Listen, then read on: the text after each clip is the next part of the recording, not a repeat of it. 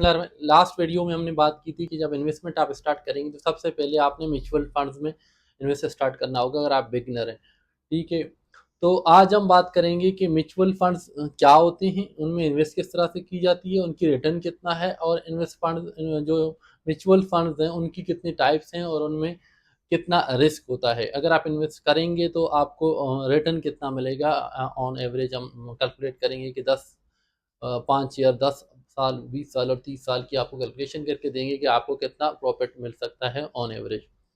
Mutual fund की types कितनी होती हैं? There are three different type of mutual funds. एक म्यूचुअल फंड होता है equity based mutual fund. Equity based mutual fund तो होते हैं जो आपकी पैसे को स्टॉक मार्केट में जाके इन्वेस्ट करते हैं। आप जब उनके पास इन्वेस्ट करते हैं तो वो स्टॉक मार्केट में जाके डिफरेंट कंपनी की शेयर खरीद के डिफरेंट सेक्टर में डिफरेंट कंपनीज में इन्वेस्ट करके आपकी एक डाइवर्सिफाइड पोर्टफोलियो की जो उनका फूल होता है उसमें पैसे डालते हैं आपके। ठीक है, सेकेंड टाइप ऑफ जो म्यूचुअल फंड्स होते हैं उनमें रिटर्न कम होती है, और ये वो म्यूचुअल फंड्स होते हैं जो government securities, government bond, money market में जाके इन्वेस्ट करते हैं। उनका रिस्क कम होता है, उनकी बॉन्ड मनी मार्केट में जाके इन्वेस्ट करते हैं, उनका रिस्क कम होता है, रिटर्न भी कम होती है। तीसरी टाइप ऑफ जो आपकी इक्विटी तीसरी टाइप ऑफ आपकी जो म्यूचुअल फंड्स हैं they are hybrid mutual fund models उन्हें हम कहते हैं। वो आपकी एक पोर्शन ऑफ मनी को स्टॉक मार्केट में इन्वेस्ट करते हैं और एक पोर्शन को मनी मार्केट और दीगर बाकी सेक्टर्स में, और आपकी जो जो इन्वेस्टमेंट है उसको डाइवर्सिफाइड कर लेते हैं ताकि अगर स्टॉक में कुछ नुकसान हो तो वहाँ से उसको कवर कर सकें। These call hybrid models. ठीक है, तो अब रिटर्न की बात करते हैं कि अगर पाकिस्तान और इंडिया की बात करो तो एवरेज जो रिटर्न है म्यूचुअल फंड्स की, इक्विटी बेस्ड म्यूचुअल फंड की, तो वो 15 से 20% या 14%, 15 से 20% के बीच रहती है। अगर ऑन एवरेज में कैलकुलेशन आपको करके दे दूं कि जो इक्विटी बेस्ड म्यूचुअल फंड हैं, लेट्स सपोज आज आप 1 लाख रुपए एक इक्विटी बेस्ड म्यूचुअल फंड में इन्वेस्ट करते हैं। जो हिस्टोरिकल डेटा है अगर उसको हम कैलकुलेट करें, पिछले 30-40 साल का डेटा है पाकिस्तान की या हिंदुस्तान की म्यूचुअल फंड्स की, जो 15% ऑन एवरेज रिटर्न वो देते हैं, तो अगर आपने 1 लाख आज इन्वेस्ट की तो 5 साल बाद वो होगा आपका 2 लाख रुपए हो जाएंगे। आपका 1 लाख 5 साल बाद 2 लाख होंगे। अगर आप इसको 10 साल में रहने देते हैं तो आपका वही 1 लाख रुपए 4 लाख बन जाते हैं। अगर आप इसको 20 साल तक के लिए इन्वेस्ट करते हैं, आप उसको रहने देते हैं तो ये 16 लाख रुपए बन जाते हैं। ठीक है, अगर आप इसी फंड्स को मजीद 30 साल तक यानी टोटल 30 साल की पीरियड तक आप उसको रहने देते हैं तो आपको 66 लाख 20 हज़ार रुपए उस 1 लाख रुपए की मिलेंगे। ठीक, इसी तरह से अगर आप government security back mutual funds में इन्वेस्ट करते हैं जिनकी रिटर्न रेट मैंने एवरेज 8% निकाली है, तो अगर आप 1 लाख रुपए आज इन्वेस्ट करते हैं तो 5 साल बाद आपको ये 1 लाख 1,40,000 बन के मिलेगा। ठीक है, 10 साल बाद ये 2 लाख 15 हज़ार होगा, 20 साल बाद ये 4 लाख 66 हज़ार, और 30 साल बाद ये 10 लाख बन जाते हैं। ठीक, हमने बात की रिटर्न की, अब बात करते हैं एसोसिएटेड रिस्क की। ठीक है, अगर हम रिस्क की बात करें तो म्यूचुअल फंड में सबसे बड़ा रिस्क मार्केट रिस्क होता है, यानी कि स्टॉक मार्केट शॉर्ट टर्म के लिए क्रैश हो जाए तो आपकी ये जो पोर्टफोलियो है वो आपको नेगेटिव में शो हो सकता है for short period of time.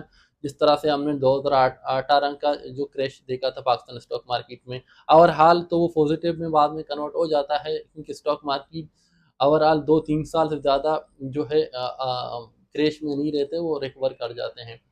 और वो रिकवरी इतनी तेज़ होती है कि आपका जो एवरेज है 15% की जो एवरेज हम बात करते हैं वो इंक्लूडिंग द क्रैश आपके आ जाता है। ठीक है, तो इसी तरह से दूसरा जो रिस्क होता है आप वैल्यू ऑफ मनी की रिस्क, यानी कि आप जिस इकोनॉमी में इन्वेस्ट कर रहे हैं, लेट्स सपोज पाकिस्तान में, तो आपकी करेंसी जब डिप्रिशिएट हो जाती है तो इन्फ्लेशन की वजह से वैल्यू ऑफ मनी की डिक्रीज होने के चांसेस होते हैं। ये एक रिस्क है। आप चाहे म्यूचुअल फंड में इन्वेस्ट करें या कि आप रियल एस्टेट में इन्वेस्ट करें, कहीं भी इन्वेस्ट करेंगे, अगर with in that currency inflation बढ़ती है तो ये रिस्क आपके हमेशा रहता है। म्यूचुअल फंड में इन्वेस्ट किस तरह से करना? इन्वेस्ट करना बहुत सिंपल है। आप किसी भी म्यूचुअल फंड के ऑफिस चले जाएं, जैसे मीज़ान म्यूचुअल फंड है, आर एफ अफीफ का म्यूचुअल फंड है, पाकिस्तान में डिफरेंस और अलफला म्यूचुअल फंड है, इस तरह की काफ़ी सारे म्यूचुअल फंड है। आप किसी के ऑफिस में चले जाएं, मिनिमम 5,000 से आप अकाउंट ओपन करके आप उनकी किसी भी टाइप की म्यूचुअल फंड में आप इन्वेस्ट कर सकते हैं। ठीक है, तो these are the different type of mutual funds जिसमें आप इन्वेस्ट कर सकते हैं। तो एक बात और मैं यहाँ कहना चाहता हूँ कि भाई म्यूचुअल फंड्स में आपको इन्वेस्ट क्यों करना चाहिए। ठीक है, आप शुरू में अगर आप लेट सपोज आपका एक मैं और एग्जांपल देता हूँ कि लेट्स सपोज आपके घर में एक बच्चा पैदा होता है, तो आप उस बच्चे के लिए पैदाइश के वक्त 1-2 लाख रुपए आप एक किसी म्यूचुअल फंड में इन्वेस्ट करें। उसके लिए जितना आपका गुंजाइश आप इन्वेस्ट करें। आप इस पैसे को रहने दें जब तक वो जवान होगा, ठीक है। जब वो 30 साल या 25 साल का होगा तो वही पैसा मल्टी लेट्स सपोज हमने बात की कि आप 1 लाख इन्वेस्ट करते हैं बच्चे की पैदाइश पर, उसके लिए उसके नाम से इन्वेस्ट करेंगे तो 25 साल का जब वो बच्चा होगा तो ऑलमोस्ट आपका वो 1 लाख रुपए 40 लाख रुपए बन जाएंगे उसके लिए। ये पैसे उसकी एजुकेशन के काम भी आ सकते हैं या कोई अपना बिजनेस भी शुरू कर सकता है इससे, ठीक है। तो ये जो म्यूचुअल फंड्स की जो ग्रोथ है वो ऑन एवरेज किसी भी सेक्टर से ज़्यादा है एज कम्पेयर टू, क्योंकि स्टॉक्स की तो बहुत ज़्यादा होती है लेकिन स्टॉक्स में इन्वेस्ट करना एक आम बंदे के लिए थोड़ा मुश्किल है। इसीलिए इक्विटी बेस्ड आप म्यूचुअल फंड में इन्वेस्ट कर सकते हैं। अगर हम पाकिस्तान में ऑन एवरेज जो रियल एस्टेट सेक्टर है, अगर उसकी बहुत ज़्यादा अट्रैक्टिव उसको माना जाता है, अगर उसकी रिटर्न देखें तो रियल एस्टेट सेक्टर का ऑन एवरेज रिटर्न 8% है। यानी कि आज आपने एक प्रॉपर्टी 10 साल बाद बमुश्किल वो जो है ये शायद उसकी कीमत डबल हो जाए। लेकिन अगर हम म्यूचुअल फंड्स की बात करें तो म्यूचुअल फंड्स की जो रिटर्न है ऑन एवरेज 15% है पाकिस्तान में पिछले।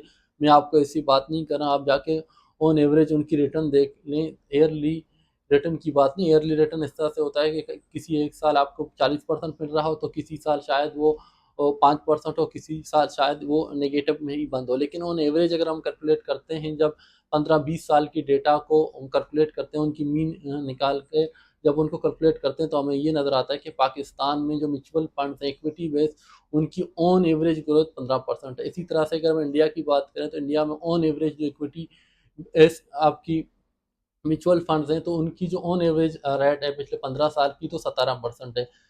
दे आर वेरी हाई, क्योंकि डेवलप्ड इकोनॉमी में इतनी ज़्यादा ग्रोथ नहीं होती, ना स्टॉक्स की होती है, ना म्यूचुअल फंड्स की होती है, ना आपकी एज फंड्स की होती है। तो this is a very high return rate. तो आपको म्यूचुअल फंड में इसलिए इन्वेस्ट करना चाहिए, जैसे मैंने आपको बताया कि अगर आप आज आपने 1 लाख रुपए इन्वेस्ट किए तो 5 साल बाद आपका ये पैसा डबल होगा, तो और 5 साल आप उसको रहने देते हैं तो वो 4 गुना बढ़ जाएगा, ठीक है। इसी तरह अगर आप उसको 20 साल तक इन्वेस्ट रहने देते हैं तो ये आपका जो 1 लाख रुपए है वो 16 लाख बन रहा है। अगर इसी तरह से आप उसको 30 साल तक रहने देते हैं तो ये आपका 66 लाख बन रहा था, ठीक है।